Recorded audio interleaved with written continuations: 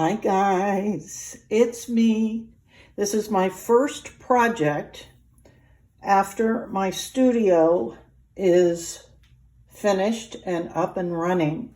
And the first thing I want to experiment with is this wire impression die. And because I've never done anything like this before, forgive me if I am gonna be a bonehead, but I had in my stash, I believe this is 12 gauge copper wire, right? Oops. This is 12 gauge. And I thought it was way too small for the die. If you compare it, right? Needs to be bigger than that. So I went to the hardware store, and because you can't really see closely enough, I chose a 6. I almost went with a 4 gauge bare copper wire because it was that's what one other artist used in a video I watched. But wow, this is a 6. So I'm glad I chose a 6, because 4 probably wouldn't even have been able to bend. But you can see the difference.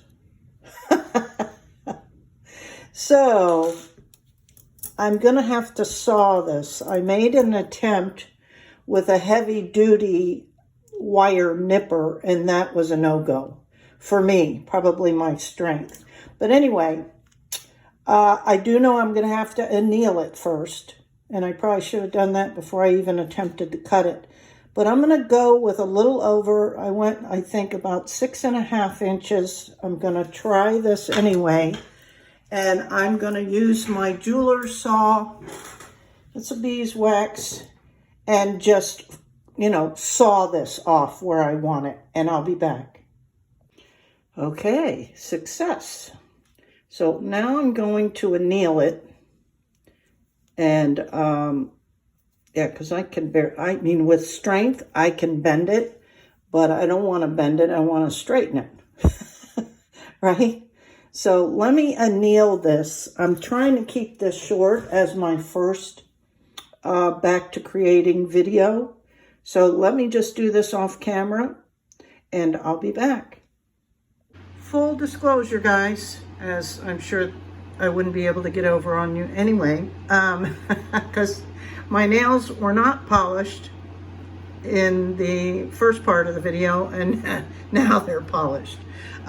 So this is a few days later. I had things going on. Anyway, I went ahead and annealed it.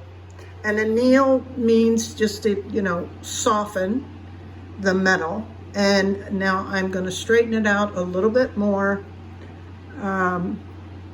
And then take it over to, or maybe I'll bring the die over here and see how that goes. But this is annealed now. And yeah, we're going to get to hammering it down into the impression once I get it straightened more. This will be a small little cuff bracelet. We'll see how it looks. So I annealed it real well, and I managed to get it as straight as I could. It's not perfectly straight, but hopefully it'll be okay. And this is just a practice. I'm definitely going to try and go up a gauge, like to an 8, I think, and maybe even purchase some 10. Because all I have is 12. That's the thickest gauge I have, and it's just a little bit too small. So, and this is, I think, too big. But I don't know, we'll see. This is going to be a cuff, not a ring. So I'm just going to do this first one, and I actually think I'm going to tape it down so that I don't smash my fingers. You never know. I kind of already did earlier. I was like, ooh, yeah, that hoit.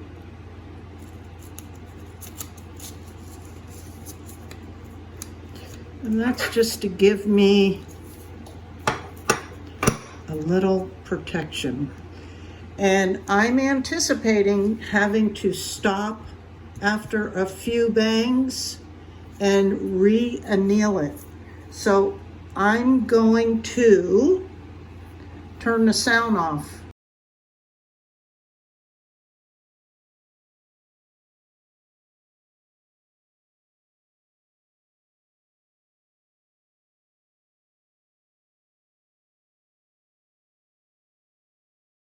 Let's see.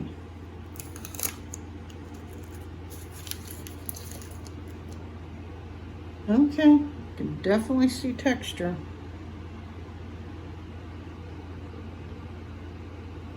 Okay, I'm gonna go ahead and anneal this again and lay it back and try and fit it, because typically you can feel it when it's in its right spot, like there, it doesn't move anymore. So I might try to get a little bit deeper impression on what I already have before moving on. So let me anneal it off camera and I'll be back. I annealed it again and redid the same area, and you can see it's much better, much deeper. So that means I need to anneal it again and then move on to the next. And I'll probably have to anneal that again. So that's what I'm going to do. So it'll be anneal, press, anneal a second time, and press in the same area a second time on both. Okay? I won't bore you with that, but I'll be back when it's done. I'm going to clean it up, do some filing, and shape it and see what we got. I know the impression is pretty good. I dinged it somehow here, and then it gets muddy right in here, so I probably double impression or whatever they call it, because then at the end looks pretty good. So I'm not quite sure what happened, but I really feel that this 6 gauge is way too thick for sure for rings, at least in my opinion. I mean, the width is great, but the gauge is too thick. I don't think it'd be comfortable ring at all. So let me go ahead and clean it up, do some filing, shape it, and we'll see what we got, because I'm going to put a patina on it. The other thing I want to say is when you quench it and you pickle it and all that, you have to make sure it's super, super, super dry before you put it in your impression die, because, you know, that moisture will cause those dies to rust. And I think maybe the metal was twisting or something. I don't know. Can you see where, like, this side looks like pretty even on this outer ridge, but up here it's much thicker, but only in that spot. So I don't know. It was probably me. And I told you guys I'd be doing a lot of duh stuff. But hey, I'm having fun. And I hope you are too. All right, let me do my thing and I'll be back. So I'm in the process of sanding. I rounded the ends. I cut that, why is this going out of focus? I cut that big piece off and kind of made it both equal. They're not perfect. But again, this is my practice piece. So now I'm going through the radial wheels and going from the highest grit to the lightest grit. And then with each of those changes of grit, I am alternating. So if I go this way, and by the way, guys, I am still using my old tools. I need practice on using like my Fordham, I have to get different shanks for it. I have some, like my real high-end polishing tools are the right shank. And I'll cover that another time. But, so I'm still using my Dremel. I'm still using my butane torch. I have not fired up that Burns-O-Matic yet either. Those will all be videos that I kind of do separately. So what I was saying about these radials, this time I went this way with this grit. The next grit, I'm going to change this out. I'm going to go this way. That's how you get rid of each of the lines, right? Because these lines are going horizontal. Then when I change the radial wheel and go vertical, the lines will be vertical, and so on and so forth, which with each different wheel. Okay?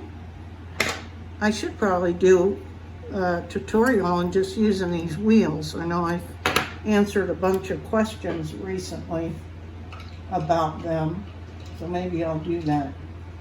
Okay, I'm going to continue and I'll be back. We're getting there. About, I think I have 3 more wheels. Okay, I'm going to continue. You guys, I think I'm in love.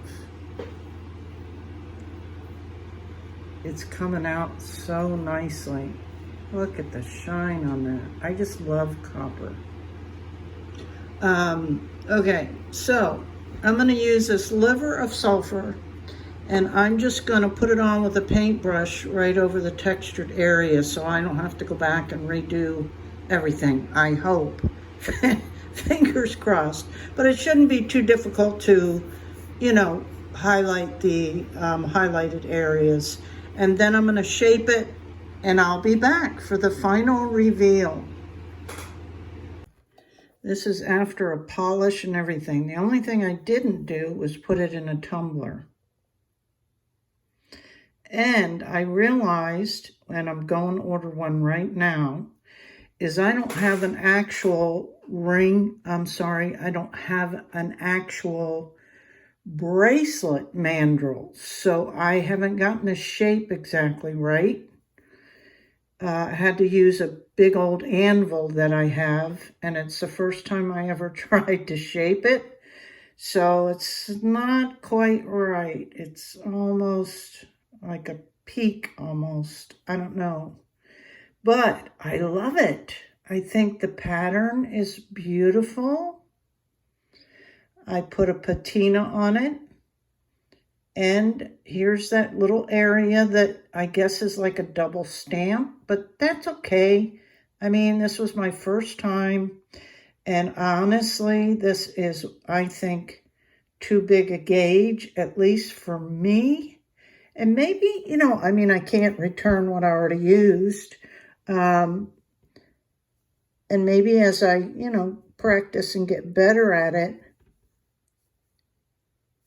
it'll be okay. I love it. I think it's so pretty. And look, while I was thinking about it, I took that 12 gauge copper wire and tried a little stamping and soldered it closed. I think it turned out real cute too. So what do you like the best? A little dainty ring? You could do the stacker rings that they have, or that they make. I think it'd be cute, like with a silver, a brass, and a copper. I think it would be really cute stacker. You know, all a little bit different pattern. But I really love, love, love how the bracelet turned out. And it's a little bigger. I think next time I'll do closer to a 6 inch. This will be great for ladies that have bigger wrists, because I measured it at 6.5. And of course you can still make it smaller, but because the gauge is so thick, it's really kind of hard to get off when I do that. But what do you guys think? My first time working with impression dies. I think I'm going to have fun. What do you think? Love it. Love it.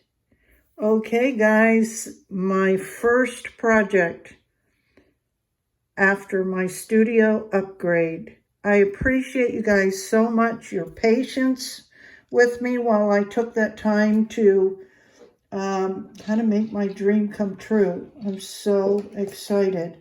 And I walk around here like, where did I put? You can relate to that, right? Now that everything's got a home, I don't know where everything is. So I'm like, oh no. So that's going to take me a while to figure it all out. But I'm having a blast. I feel like a little kid again. I could cry, you guys. I'm so happy. And this is, I mean, if this is all it takes to make an old lady happy, so be it. I'll take it.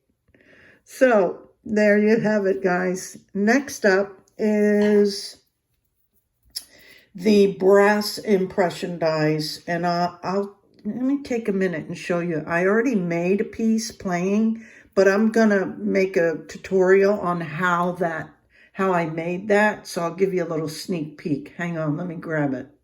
So I use polymer clay, just regular old Sculpey Primo polymer clay, and made this piece. And I love it. I think it's so cool. And I use this die because I knew that this die, I mean, it's really deep. I don't know if you can see how deep that is, but I knew even with my little hydraulic press, there's no way I'm getting metal down in there. Not with this little press. Plus, these dies that are brass, they do not go in hydraulic presses. So there's no way I could hammer metal down in there. So I thought, well, what the heck? This one is the deepest one I have. And I thought, perfect opportunity to try it with the polymer clay. And I just used some mica powder on here and baked it. And I have it, of course, with some gold sheen obsidian, gemstone beads, and little spacer beads. So that's what's coming up, is working with polymer clay and some of these other impression dies. I think I pulled these two out to play with. And, you know, once I get a little bit more comfortable, then I'm going to jump into trying to hammer some of these with the metal. And we'll see, but I have to start somewhere. Okay, guys, thanks again so much. I appreciate you. And until next time, bye.